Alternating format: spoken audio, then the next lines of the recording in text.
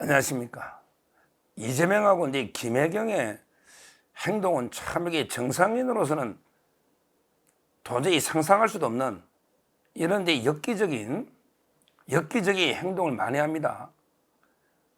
이번에는 이제 그 김혜경이가요, 이재명이 지역구에서 대의원으로 선출됐다. 대의원. 이 문제 이거 한번 살펴보고요. 그 다음에 며칠 전에 개딸들이 우리 아버지 이제 변호사비 없다고 책 사주기 운동을 하는데, 김혜경이가 이미 6년 전에 절판된 책을요 사줘가지고 이제 이게 베스트셀러가 된 거예요. 야, 김혜경이가 이제 그 6년 전에 절판된 그 책 있잖아. 이재명이 하고 이제 하루 3끼를 집에서 따뜻하게 국이나 반찬에가 끈다 삼식이 하루 3끼를 집에서 먹는다. 말도 안 되게 거짓말로 그 아침, 점심, 저녁 먹는 거 레시피, 이게 밥을 지어요. 이 책이 이제 그 알라딘에 1위를 했네요. 알라딘에. 그 다음에 교보문고도 전체 4등에 올랐다. 야, 대단합니다. 이게 요 문제. 근데 김혜경의 책만 사주는 게 아니고 지금은요, 또 이제 이재명이, 이거는 뭐 10년도 넘은 것 같은데, 이재명의 책을 사주자. 이 운동이 또 벌어집니다. 이재명은 합니다. 이런 책이 있었죠. 옛날에. 아주 오래됐죠. 이재명은 합니다. 이 책 사주기 운동을 한다. 이 3가지를 한번 살펴보겠습니다. 그러니까 김혜경이가 이제 대의원 된 거, 그 다음에 김혜경의 책 사주기, 그 다음에 이재명의 책 사주기, 이 3가지로 한번 살펴보면, 먼저 이제 그 이재명의 부인 김혜경이가 대의원이 됐다. 어디서? 계양구의 그 대의원으로 선출이 됐다. 진짜 이거는 황당한 이야기입니다. 제가 보기 당대표의 부인이 대의원 된 거 처음 봅니다. 대의원은 이게 몇 표냐? 최하 20표입니다. 원래는 이제 60표였어요. 원래 대의원 한 명이 일반 권리당원보다 60배 표였어요. 근데 대의원들은 친문재인계가 많죠. 아무래도 문재인을 지지하는 문재인계가 많으니까 대의원의 그 비중을 줄이자. 왜 차별하냐? 이래가지고 이제 1대 20 정도로 바꾼답니다. 그러니까 대의원 한 명이 권리당원 20명하고 똑같다. 이래 보면 돼요. 근데 김혜경이가 왜 대의원을 하는지 저는 이해를 못 하겠어요. 일단 이게 김혜경이가 거기에 살기는 사는지도 모르겠어요. 계양구에. 항상 이게 별거 한다 그랬거든요. 옛날에 경기도에서 관사에도 김혜경이 딴 데 살았거든. 저기 성남의 집에. 이번에도 계양구에도 과연 이렇게 김혜경이 그 왔을까? 성남에 별거 한다 이런 말이 많았거든요.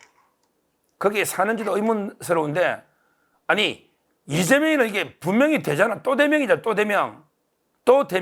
또 대표는 이재명. 근데 굳이 20표가 뭐 필요합니까?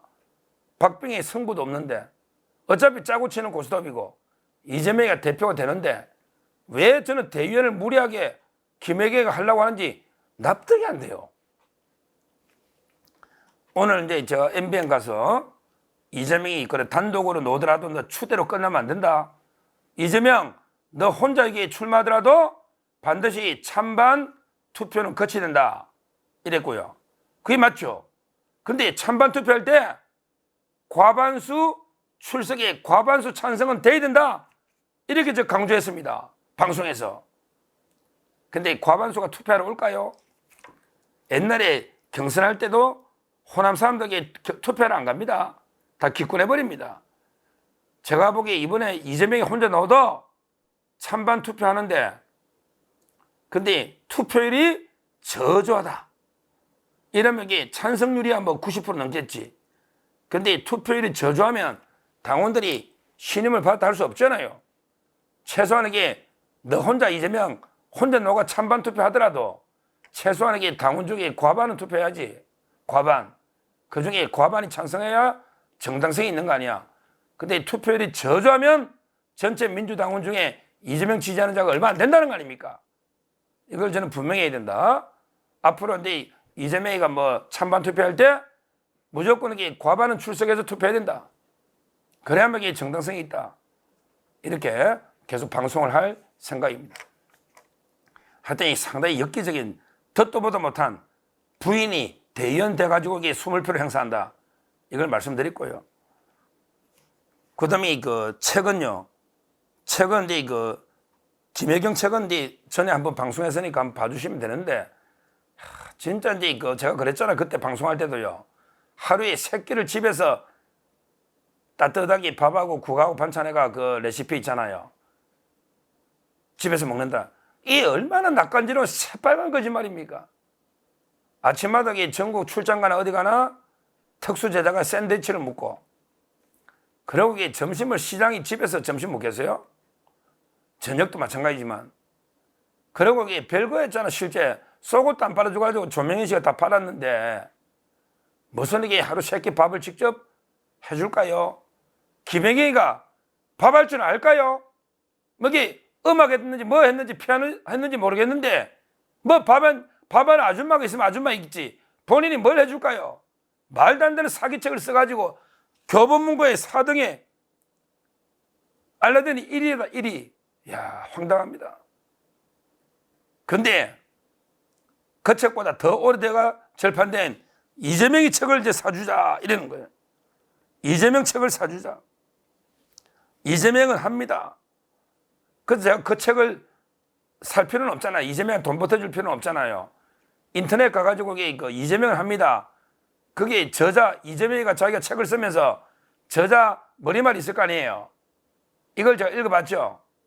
읽어봤더니 이재명이가 이래 써놨더라고요. 이 책에 이재명이가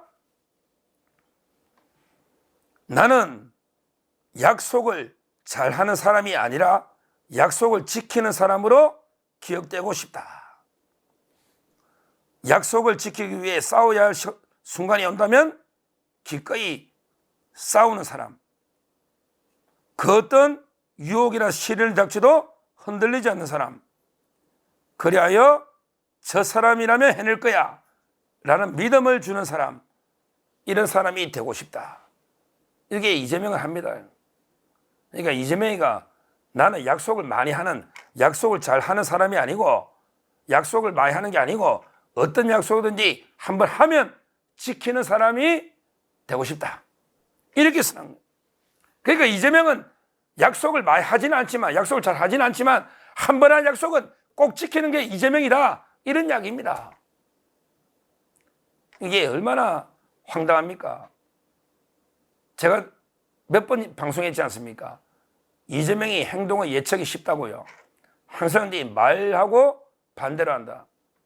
이재명이가 뭘 했어요? 야, 내처럼 한 점 부끄러움이 없는 사람은 불체포 특권이 필요 없습니다. 이랬는데 불체포 특권 뒤에 몇 번이나 숨었냐고. 몇 번이나 숨었냐고. 한 점 부끄러움이 없다고? 내가 그랬잖아. 점 뺏으면 점이 없는 거고, 아니면 이 점을 숨기는지 그건 검사해봐야 되는데, 내가 수원의 아주대학 말고 서울대학 병원 하자잖아. 너 좋아하는 서울대학 병원 가서 점검사자 했잖아. 무슨 이게 한 점 부끄러움이 없는 정치인은 이게 불체포 특권이 필요 없다 해놓고 몇 번은 숨었냐고. 그때 단식하면서 편지까지 써가지고 어인님들 내 한 번만 살려주세요. 한 번만 부결시켜 주세요. 했는데 통과됐잖아. 유창훈이가 니 살려줘. 유창훈이가 통과됐잖아. 한 번은 성공하고. 이런 자가 약속을 잘 지켜?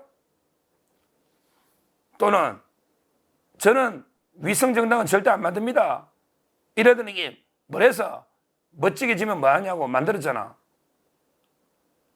그런 게 한두 번이냐? 이재명 불체포 특권 포기한다. 또는 그 위성정당을 안 만든다. 그리고 너 뭘 했어 이번에? 연임 등을 떠밀어도 당대표는 3D, 3D 직업이기 때문에 떠밀어도 안 한다 했더니 지금 네가 앞에서 끌어가 억지를 하잖아. 네가 정청래나 장경태나 등을 네가 떠밀어가지고 앞잡이 개딸들 뒤에서 등 떠밀어가 네가 하고 있잖아.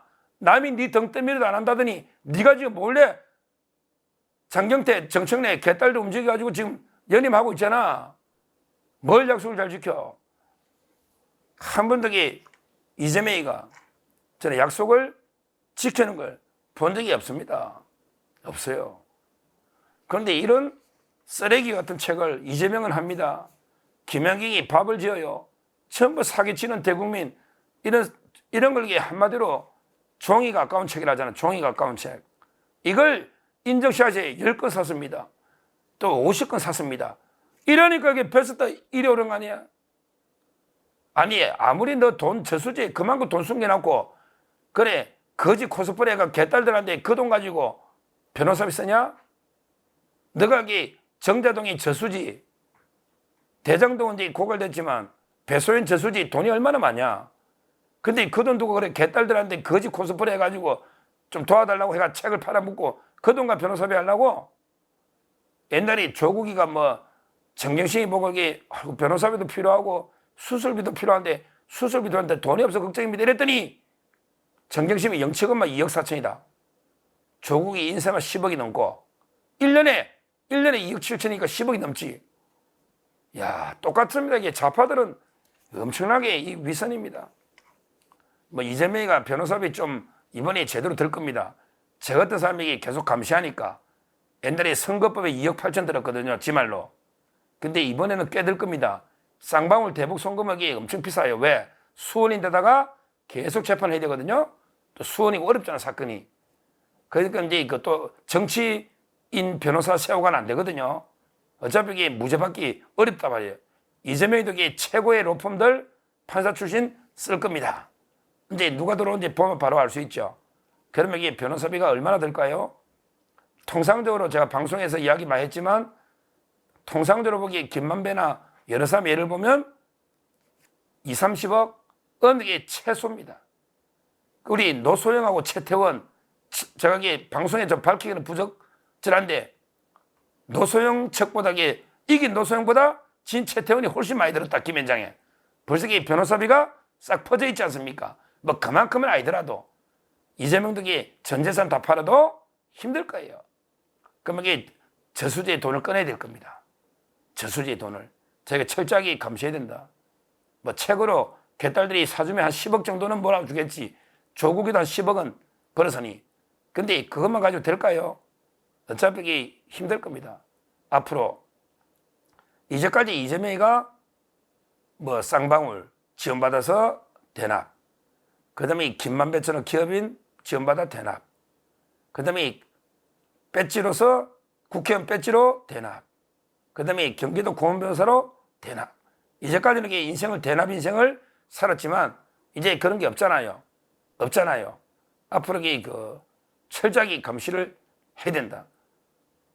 어느 저수지에서 돈을 빼내서 누구한테 얼마나 갔는지 어차피 검찰도 주시하고 있습니다. 저번에 압수했거든요. 그 법조윤리협회도 압수하고 로펌도 압수했거든요. 앞으로 이재명이가 과연 어떻게 할지. 오죽하면 개딸들이 나서긴 했지만 그것만 가지고는 한계가 있다. 이렇게 말씀드리고 이 책은요.